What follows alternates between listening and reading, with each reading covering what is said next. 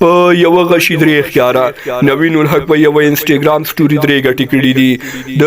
فری هډ یوټیوب چینل وګورئ سلامونه سړي مشه ته ماته چې روغ او جوړ به وسی وګورئ دونکو که تر اوسه زموږ یوټیوب چینل نوې سبسکرايب کړئ هله د زموږ یوټیوب چینل سبسکرايب کړئ د زنګولې نښان وشرنګوئ یوال انتخاب کړئ تر څو زموږ هر نوې ویډیو تر نور وړاندې تاسو ته ضرور رسیږي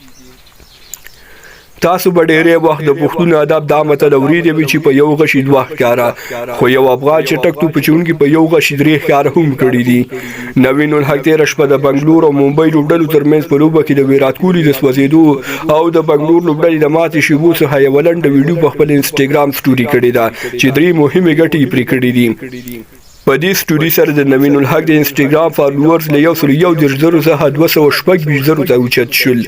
دوهمه ګټه یې دا وکړه چې په هندي رسنیو کې د خبرونو د سر ټکی شو او د پراخو مینوالو پام ور واوښت چې هر یو مینوال په لوبه کې د لوبېدو هیله لري او درېمه ګټه یې دا وه چې ویرات کوهلي ته یې ماته ورکړه ویرات کوهلي له نوین الحق بهانه وغوښته او پوخلا شول